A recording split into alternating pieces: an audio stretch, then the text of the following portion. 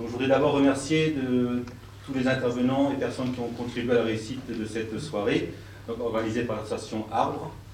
Donc Tom de Jupiter Film pour le prêt et la disposition des flyers affiches personnalisées, également donc la diffusion de ce film qui est en diffusion depuis mercredi 12 juin. Marie-Laure Arbelot Amou, Vincent Fumé et toute l'équipe du Cinéma Vox pour leur accueil, la préparation et la communication active sur Strasbourg de cet événement. Et également, ils ont fait des affiches et flyers personnalisés que vous avez sûrement vus et également à l'écran. Donc également Richard Velter de l'association ATA pour le prêt du matériel vidéo et qui permettra le montage et la diffusion sur Internet. Jean-Jacques Spies et tout le comité directeur d'Arbre pour la participation, le soutien au projet et la distribution des différents flyers sur l'ouest de Strasbourg. Ensuite Arnaud Schwartz qui sera un de nos intervenants d'Alsace Nature et également Jean-Michel Aubrecht qui ont participé ce soir à ce débat. Il aurait pu y avoir d'autres personnes, mais c'est eux qui étaient effectivement disponibles et répondu tout de suite présents. Donc, quant à moi, je suis Denis Young, donc je suis ingénieur agronome. Actuellement, je travaille dans une association de producteurs de légumes. On fait du conseil et d'expérimentation en culture légumière dans le Grand Est. Et donc, on s'intéresse également à la permaculture qui sera mis dans un futur programme, prochain programme d'action également, puisque effectivement, c'est un sujet qui est assez récent au niveau de développement, au niveau du maraîchage. Donc on a quelques bulletins ici qu'on a diffusés déjà par exemple des résultats sur la serre passive que vous avez vu, avec des mesures effectivement scientifiques sur ces pratiques. On a également un 4 pages au niveau d'un groupe national qui va sortir sur l'expérience de la ferme du Pec et Loin, donc qui était déjà très avancé en permaculture. Donc c'est également, comme vous avez vu, d'avoir des résultats scientifiques et économiques pour voir si le système est exploitable sur plus grande surface. Donc en Alsace, on discutera un petit peu de tout ce qui se fait également. Donc pour le débat, vous avez vu, il y a effectivement des choses très intéressantes. La permaculture n'est pas uniquement une technique de production, mais ça va plus large et ça travaille également sur la relation entre les personnes, la production et l'environnement. Donc au niveau de l'association Arbre, justement, c'est notre objectif de défendre plus précisément le riz de la Bruche, donc à l'ouest de Strasbourg, et aussi de développer l'agriculture biologique et donc la permaculture et de faire venir les gens à différentes activités autour de l'environnement. Donc pour le débat, on propose quelques règles simples. Donc c'est de lever la main, on vous fera passer des micros, puisque nous, ici, on ne vous voit pas à cause du contre-jour. Donc présentez-vous rapidement, nom, prénom, ça peut suffire. Posez clairement votre question et de façon précise, et vous pourrez ensuite poser la question à l'un ou l'autre intervenant. Voilà, tout ceci dans, bien sûr, respect et la bienveillance, pour avoir un débat constructif et très enrichissant. Donc, je laisse la parole aux deux autres intervenants qui vont se présenter et que nous pouvons d'ores et déjà applaudir et remercier de la participation, donc Jean-Michel Aubrecht et Arnaud Schwartz.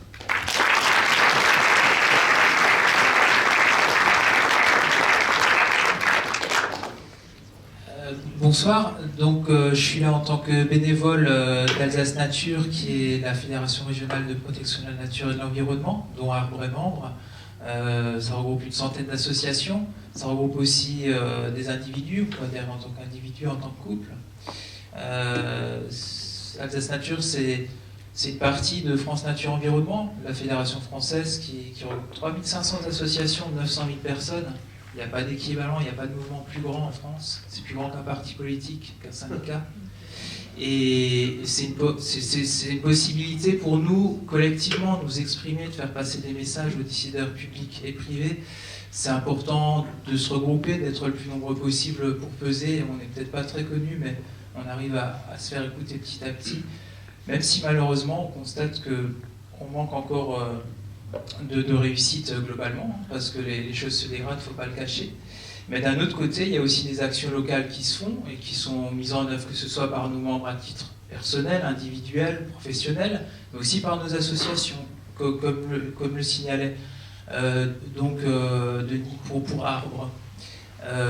Et à ce niveau-là, en ce qui me concerne également en tant que bénévole, je suis membre d'une association sur Strasbourg qui s'appelle Association de permaculture partagée Saint-Gall, qui a créé il y a 6 ans un jardin en permaculture sur une friche agricole qui appartient à la ville de Strasbourg, quelque part près du camping municipal entre Königshofen et Montagne-Verte par là-bas. Je peux vous en parler plus tard si vous voulez. Je vais bien, merci. Alors moi c'est Jean-Michel Obrecht. Alors Denis m'avait contacté pour participer à ce débat. Alors pour ceux qui me connaissent ou qui reconnaissent ma voix, en fait je suis maraîcher à Anchoine, mais en fait je fais aussi des émissions radio et télé à France Bleu. Donc le samedi, je suis le jardinier qui répond aux questions des auditeurs sur leurs problèmes de jardin à France Bleu. Alors en fait je suis un petit peu arrivé par hasard comme ça, hein. Je suivais l'émission déjà depuis tout petit avec mon prédécesseur, et puis j'avais déjà un petit pied à France Bleu pour faire des recettes de cuisine, parce que je cultive pas mal de légumes originaux et un petit peu bizarres aussi. Et donc voilà, finalement ça s'est fait comme ça. Donc là, je donne un peu des conseils justement plutôt biologiques, puisqu'il n'y a plus de produits de traitement maintenant qui sont accessibles aux jardiniers amateurs. Donc les gens doivent se débrouiller maintenant un petit peu sans ces produits. D'ailleurs, c'est pas plus mal, hein. Je suis tout à fait d'accord. Alors moi, au niveau du maraîchage, je ne suis pas agriculteur bio. Je suis en culture raisonnée, alors beaucoup de légumes, hein, nous on les mange nous-mêmes au niveau de la ferme, donc bien sûr on ne va pas s'empoisonner. Mais j'aime bien garder, je suis un peu un électron libre en agriculture, j'ai pas de formation agricole, c'est-à-dire mes parents avaient une ferme, ils avaient du blé, du maïs, du houblon, un petit peu, je disais un peu comme en voyant le film, avec la permaculture, moi je me demande si, je ne dis pas qu'il faut revenir en arrière, mais il faudrait revenir un peu aux choses que mes grands-parents avaient. Voilà, on a la ferme alsacienne qui est construite en bois, en torchis, matériaux naturels. On avait les toilettes qui étaient, j'en ai encore dans la ferme, plus utilisées, mais qui sont encore présentes, des toilettes où donc le purin était sorti, le fumier des vaches était sorti aussi dans le jardin. Donc en fait, je ne sais pas si on a inventé quelque chose de nouveau avec la permaculture, mais je dirais plutôt on revient un peu aux sources, ou à ce contact avec la nature et avec, disons, la terre qu'on a un peu perdu, ou que certains citadins ont perdu. Hein. Je ne dis pas tout le monde, parce qu'il y a des gens qui ont un jardin. Voilà, c'est un petit peu à ça, ça me fait penser. Voilà, et puis alors je suis un peu un électron libre parce qu'en fait je cultive pas mal de légumes ou de fruits qui viennent d'autres pays. Alors j'essaie d'acclimater en Alsace des choses comme le pawpaw, qui est en fait un légume qui vient des États-Unis, qui supporte le froid. Ça va donner des fruits comme des grosses mangues, goût exotique. Alors on ne trouve pas dans le commerce tout simplement parce que le fruit se récolte mûr à l'arbre. Et donc voilà, on le récolte en octobre. Après, j'essaie d'acclimater le kaki, les kiwis, les kiwis, plein de choses comme ça. Alors, je fais souvent des petites visites aussi à la ferme pour ceux que ça intéresse. Juste pour dire voilà, qu'on peut, au niveau local aussi, faire cultiver un petit peu des choses originales d'autres pays, comme ce que faisaient des explorateurs en ramenant de leur traversée des graines, des plants. Voilà, bon, chez nous maintenant, c'est beaucoup plus simple de faire venir des graines d'ailleurs, ou de plantes d'ailleurs, pour justement avoir une certaine biodiversité, trouver des nouvelles choses, parce que l'homme, je crois, aussi est fait pour chercher un peu toujours ce qu'il n'a pas. Alors après, n'hésitez pas à poser des questions, je ne suis pas du tout spécialiste en permaculture, c'est un sujet qui m'intéresse.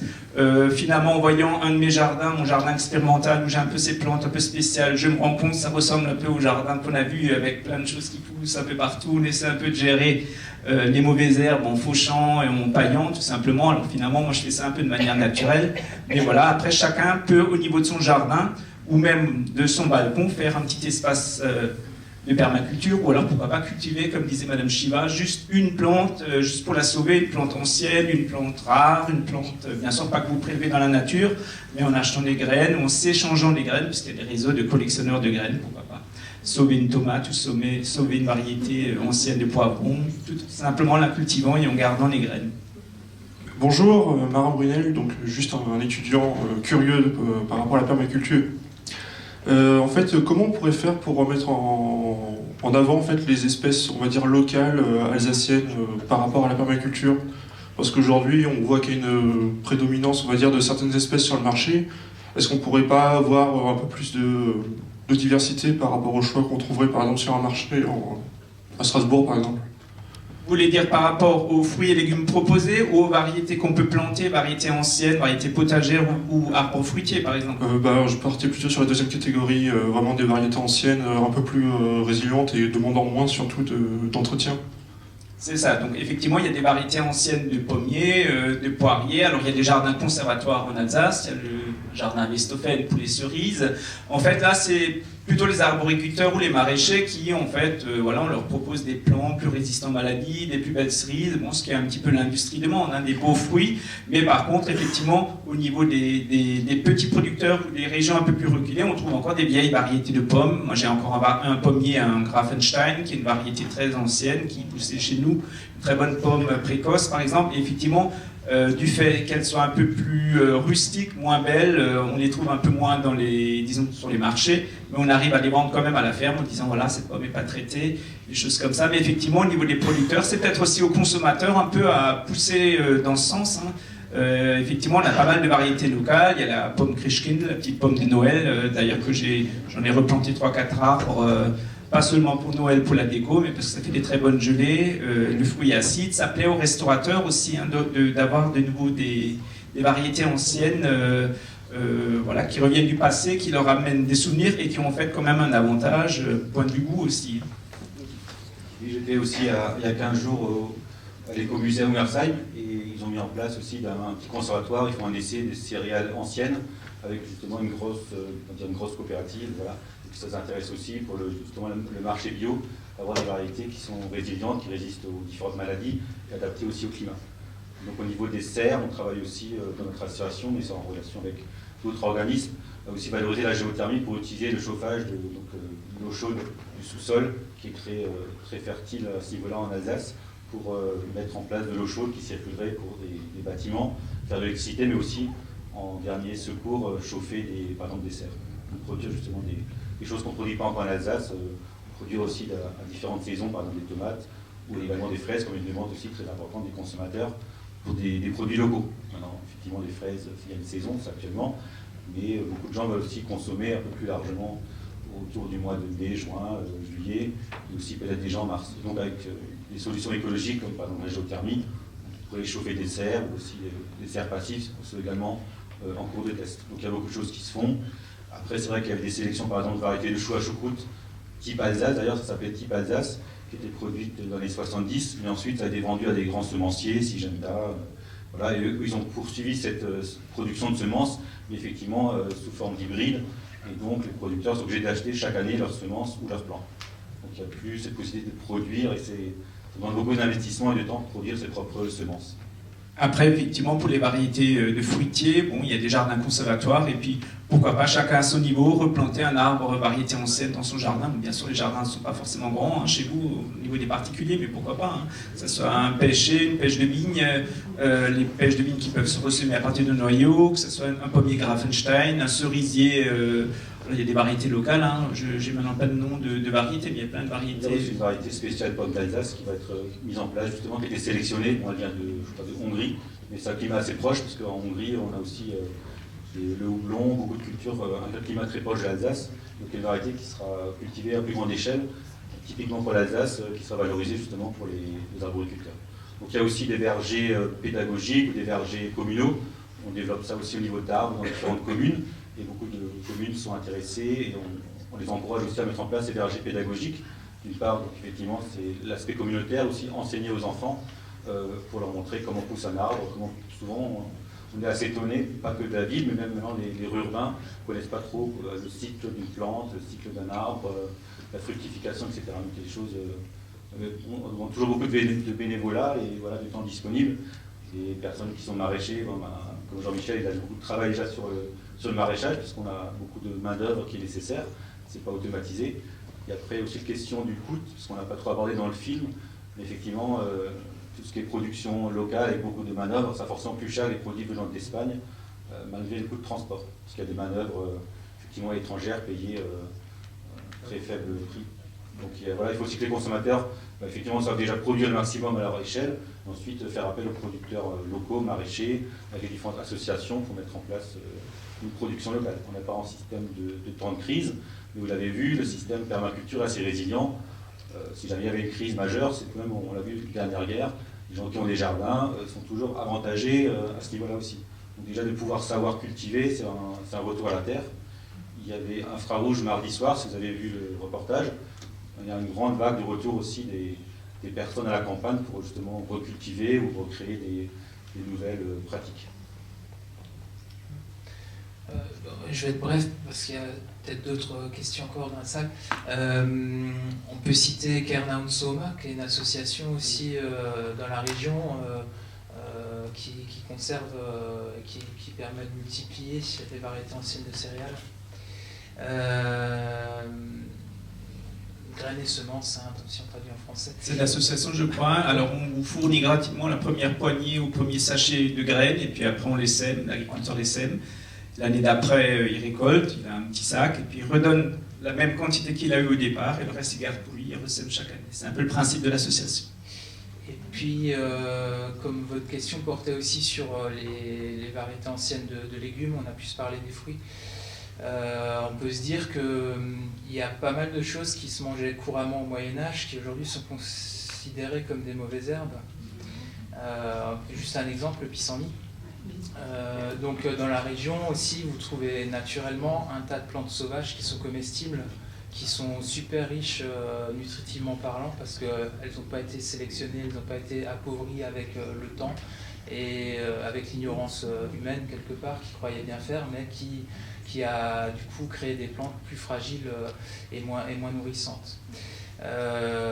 Et puis, juste donner comme ça un exemple aussi de légumes qui ne va pas pousser à l'état sauvage, mais qui était assez courant il y a quelques temps encore dans la région, qui revient un peu à la mode en permaculture. On parle de chou de Menton, mais en Alsace, on appelait ça Schlanzkrut, et c'est un truc que les anciens connaissent, quoi. Il y avait ça dans tous les jardins, on cueille feuille par feuille.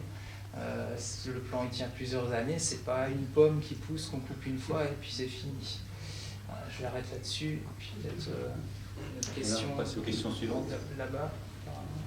Bonjour, moi je m'appelle Thomas. Alors on a un petit potager sur Cronenbourg, donc je réfléchis en fait à la manière d'optimiser finalement les récoltes et puis de fertiliser au mieux la terre. Donc j'ai une question en deux parties. Est-ce que vous pourriez nous résumer ou nous donner des idées concrètes de comment est-ce qu'on peut, alors, nourrir le sol?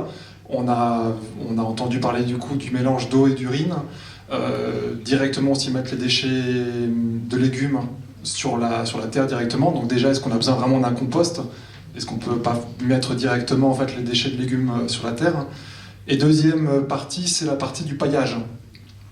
Qu'est-ce qu'on peut utiliser à part comme de la paille pour pailler la terre, pour justement éviter l'apport d'eau, etc. Donc qu'est-ce qui est accessible en dehors de la paille qui, j'ai l'impression, devient un peu plus rare auprès des agriculteurs pour le grand public?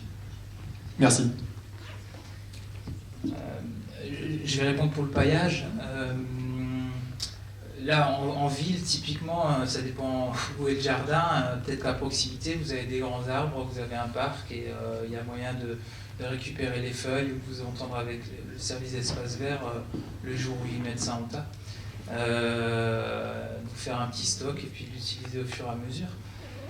Ça, c'est une idée. Après, il y a toujours, hein, comme on est en ville, hein, on va parler de ce qui se fait ici directement, mais ça existe aussi dans d'autres endroits. De plus en plus, il y a même mise à disposition de broyeurs, ou bien il y a location de broyeurs par la commune, et puis la population peut venir s'en servir.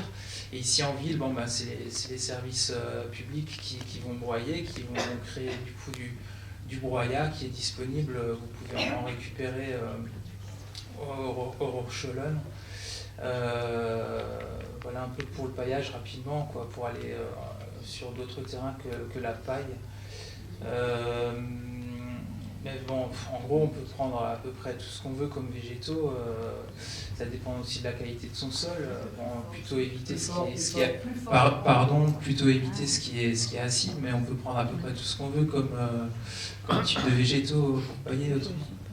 Voilà, donc effectivement, paillage, la paille bien sûr, les feuilles. Alors tonte de gazon, je dirais plutôt à mettre sur le compost parce que ça va générer un peu en pourrissant.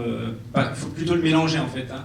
On a tendance à mettre quelqu'un m'avait appelé pour dire qu'il avait mis des tontes de gazon en paillage, mais en une bonne couche, et bon, c'était pas l'idéal non plus. En fait, oui, paillage, bon, nous, c'est principalement la paille qu'on utilise. Moi, j'ai un peu du stock, des petites bottes, justement. Après, effectivement, moi, je vous dirais optimiser l'espace. Pourquoi pas mettre un bac, un endroit pour faire des cultures en hauteur aussi. Ça peut être aussi un petit avantage pour avoir optimisé l'espace, créer un environnement un peu avec des plantes aussi grimpantes pour créer un petit environnement à l'ombre pour les plantes qui ont besoin plus d'ombre, tout simplement, mettons par exemple des haricots à rames, sur des rames, des piquets de noisetiers ou de saules. Hein.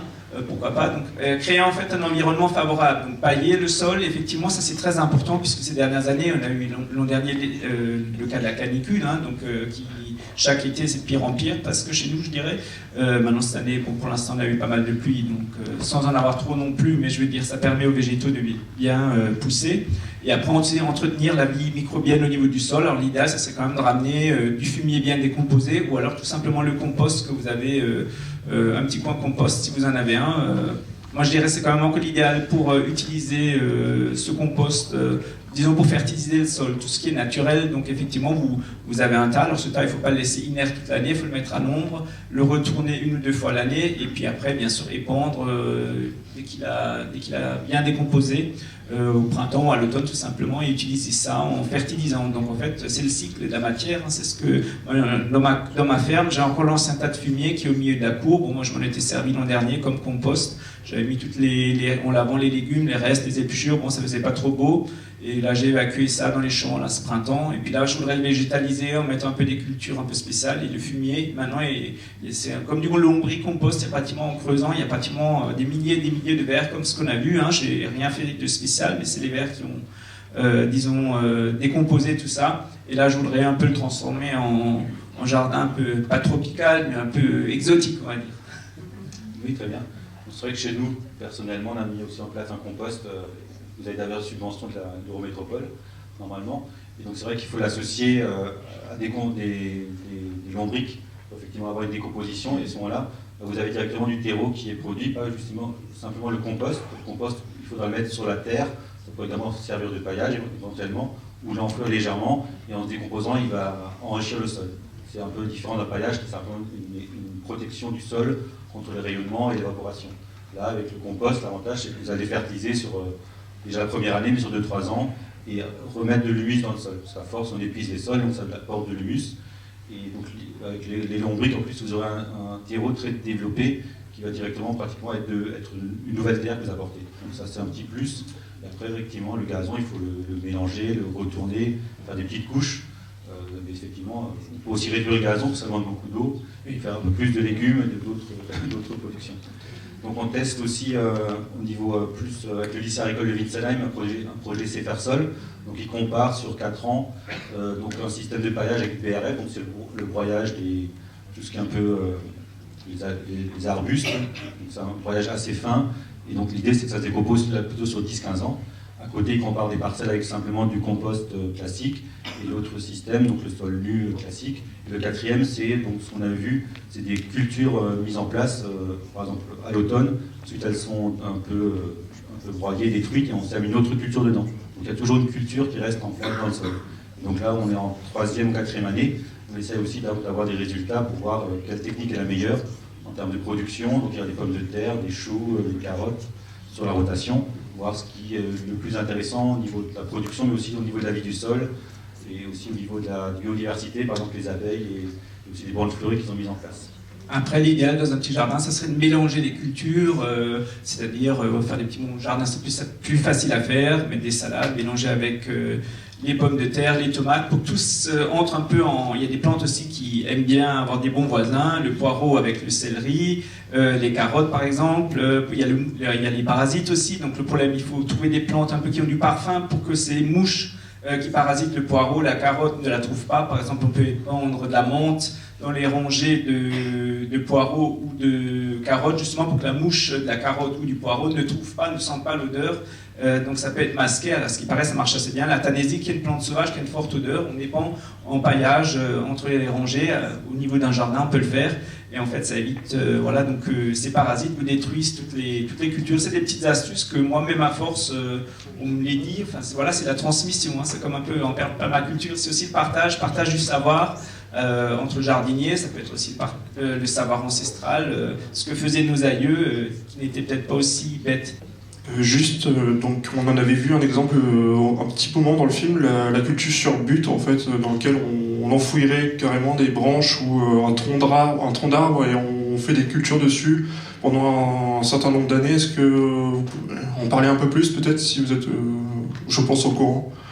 Oui, alors en principe, il y avait une technique de culture qui consiste donc à placer des grandes branches, comme vous taillez vos arbres, hein, donc pas énormes non plus, mais en fait faire des structures un peu coniques en forme de pyramide si on veut, ou sur la longueur aussi, faire différentes formes, des rectangles, n'importe où, des lignes, et on remplit de terre les interstices, pas de terre, d'abord de feuilles, de matière organique qui va se décomposer, et on recouvre plutôt de terre ou de compost et de choses comme ça. Donc ça permet effectivement aux plantes d'avoir plus de lumière, d'avoir une meilleure exposition, c'est-à-dire avec les deux faces. Le sol se réchauffe plus vite et ces plantes vont naturellement pousser un peu plus rapidement. Et alors cette structure reste en place plusieurs années puisque vous avez la partie centrale, le bois, il ne va pas se décomposer en une année. Donc on laisse des structures qui restent en place plusieurs années. Bien sûr, on rajoute aussi du compost, on peut rajouter des feuilles à l'automne, des choses comme ça. Voilà, donc c'est une culture, je ne sais plus s'il y a un terme spécifique. C'est aussi la spirale qu'on a souvent dans permaculture. Voilà. Un peu à différents niveaux, et le niveau d'échelle, l'échelonnement. Par exemple, la mouche de la carotte, c'est vrai qu'elle vole un peu au ras, et dès qu'elle voit une carotte, elle plonge. Donc, vous avez des petites haies, des plantes qui sont plus hauts, des haricots grimpants par exemple.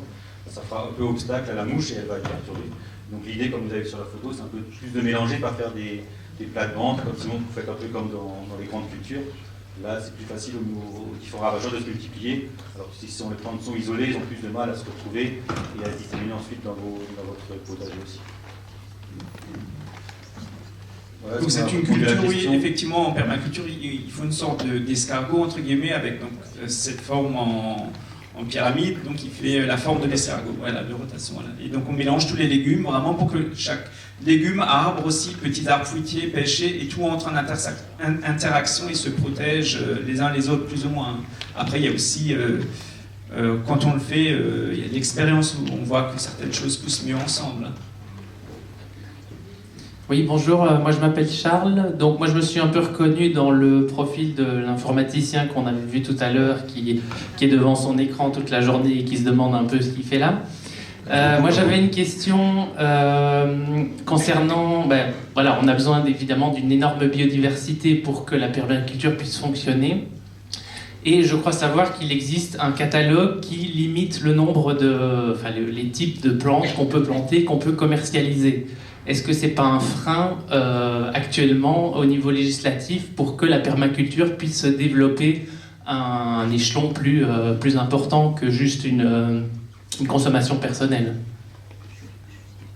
Là, je pense que vous parlez du catalogue officiel des variétés semences. Donc ça, effectivement, pour les professionnels, il y a des variétés qui doivent être enregistrées, donc, qui sont déposées suite à une sélection de l'obtenteur, et qui sont protégés au niveau français ou européen dans ce catalogue. Donc ça n'empêche pas qu'il y a effectivement des producteurs alternatifs qui proposent, comme Cocopoli par exemple aussi, qui proposent d'autres semences. Pour les particuliers, il n'y a pas de problème d'obtention, de multiplication de semences.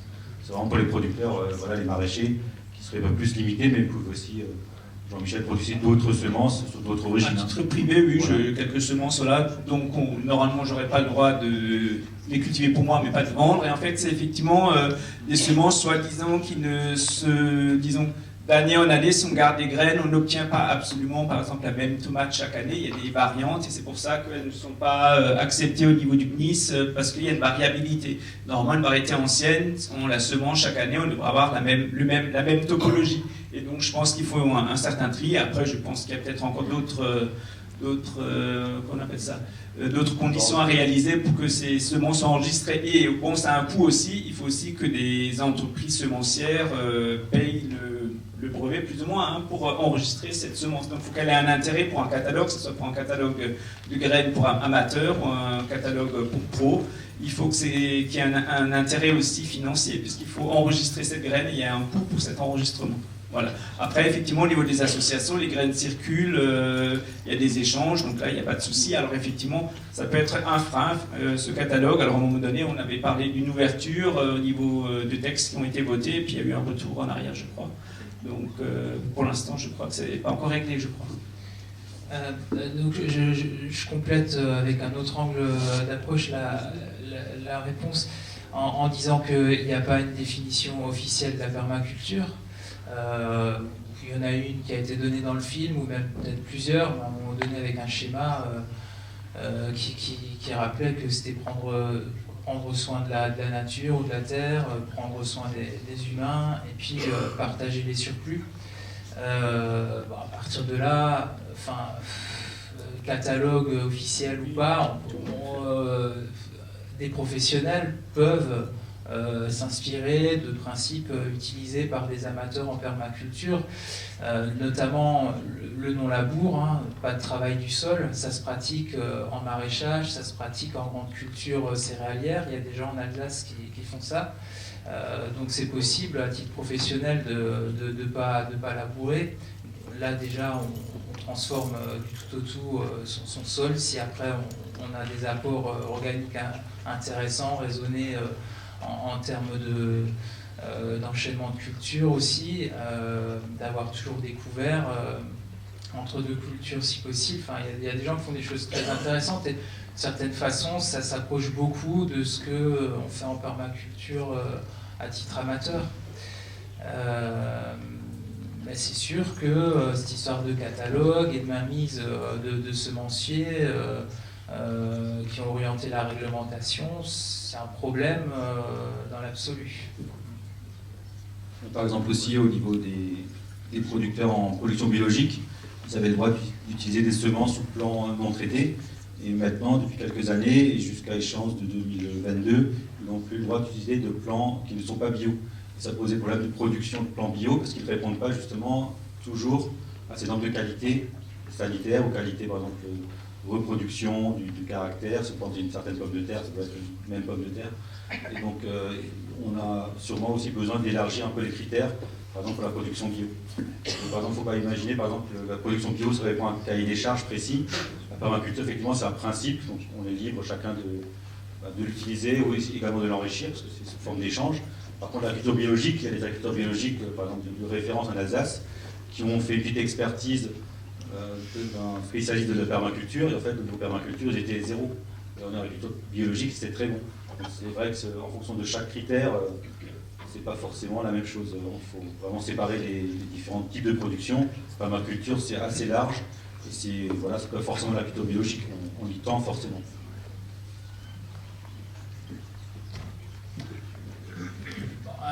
Un complément, comme je vois pas de main qui se lève tout de suite, c'est que, pardon, excusez-moi, rapidement quand même, il y a aussi d'autres pratiques qui se font déjà au niveau professionnel et qui se rapprochent, qui s'inspirent de certains principes de la permaculture, c'est de remettre des arbres dans les champs, hein, des arbres de plein champ, cumuler différents types de production maraîchère ou bien céréalière avec de la production de bois, de la production de fruits. C'est des choses qui reviennent, avoir des haies autour des parcelles, en remettre, des jachères fleuries, des bandes fleuries, comme tu dis. Tout ça, ça se fait, ça se développe, et d'ailleurs, on a intérêt à le faire de plus en plus.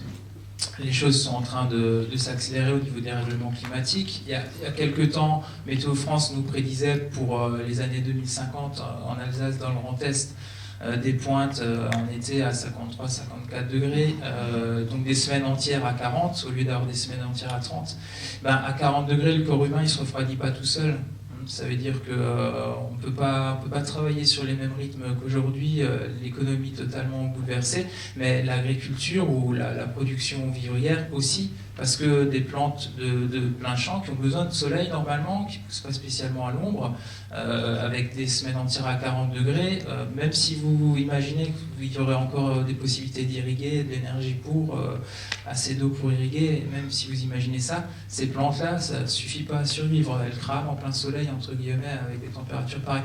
Donc, il faudra de nouveau de l'ombre tournante, si tu veux continuer à cultiver de l'ombre qui n'est pas là en permanence, mais qui tourne, c'est-à-dire pas cultiver sous forêt, mais avoir des arbres dans les champs et au courant de la journée, vu que le soleil, la rotation de la Terre, tout ça, donc de l'ombre tournante. Et puis, bien sûr, des ok, merci Arnaud. Merci Arnaud. Merci Arnaud. C'est Jean-Louis Amann, chargé de mission compostage à Strasbourg.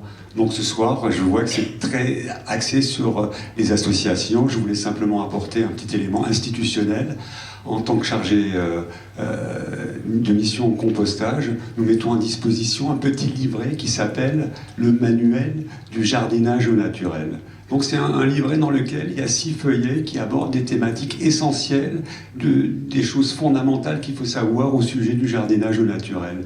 Et par exemple, il y a une fiche qui s'appelle les associations de plantes au potager, vous en avez fait référence, Monsieur Aubrecht, et donc on peut cuiser là-dessus, on peut se cuiser, et c'est très intéressant. Il y a un autre petit livret aussi qu'on peut avoir, on peut le mettre à disposition de tout un chacun ici. Vous tapez compostage @strasbourg.eu et je vous l'envoie en PDF. Donc c'est vraiment très concret pour la gestion de la pelouse. Et ce que j'aimerais surtout laisser comme message pour tous ces jardiniers, tous ces gens qui veulent s'y essayer, c'est d'être observateur, de passer du temps au jardin. Et à partir de ce temps qu'on passe au jardin, on commence à poser des hypothèses, à être créatif, à expérimenter et à se mettre en phase avec le jardin. Et c'est ce temps qu'il faut s'accorder essentiellement pour rentrer dans cette idée de permaculture. Voilà. Oui, merci. Alors effectivement, moi je pense aussi que les gens doivent un peu renouer avec la terre, un peu pour reprendre un peu pied, s'enraciner de nouveau. Retrouver ce lien avec la nature, c'est assez important aussi pour retrouver un équilibre personnel, je pense. Oui, moi je voudrais apporter un petit témoignage. Paul Adam de l'association Arbre. Il y a beaucoup de personnes qui habitent dans des appartements, qui travaillent dans des entreprises et pour qui la permaculture peut être relativement abstrait. Sauf que si l'entreprise décide, par exemple, de mettre un bout de jardin ou d'aller enlever un bout de gazon, parce qu'elle a des obligations d'espace vert autour souvent autour de l'entreprise, ça peut faire de formidables expériences. Donc il y en a une. Jean-Louis nous avait appris il y a quelque temps comment composter. J'ai mis en place dans l'entreprise un lombricomposteur et j'avais un informaticien d'ailleurs, qui cultivait des piments. Et donc ces piments commençaient à grandir d'une manière extraordinaire et un jour il y en a 2 autres qui m'ont demandé est-ce qu'on ne pourrait pas avoir un bout de jardin parce qu'on voudrait, nous, les piments on ne les mange pas mais on voudrait planter des carottes et tout ça. Et donc de là est née une expérience et aujourd'hui il y a une équipe qui, à la place d'aller au fitness club comme ils allaient auparavant, donc entre midi et 2, qui vont faire de la permaculture. Et l'an dernier, ils ont scotché mon jardinier, parce qu'il m'a dit « Oh, mais ça, tu rigoles, regarde un peu les mauvaises herbes et tout ». Il n'y a pas cru. Il a fait une canicule et ils ont récolté des tomates extraordinaires, des courgettes, etc. Et quand ils sont venus avec ça, les bras chargés dans l'entreprise, il y a du prosélytisme et d'autres personnes s'y sont intéressées. Donc, ça peut être également, l'entreprise peut être également un formidable endroit pour ce genre d'expérience, entre autres pour les urbains, qui n'ont pas la possibilité d'avoir un jardin chez eux. Arbre est un acronyme. C'est une association qui est située à l'ouest de l'agglomération. On s'occupe essentiellement du rite de la Bruche et de tous les problèmes environnementaux dans le rite de la Bruche.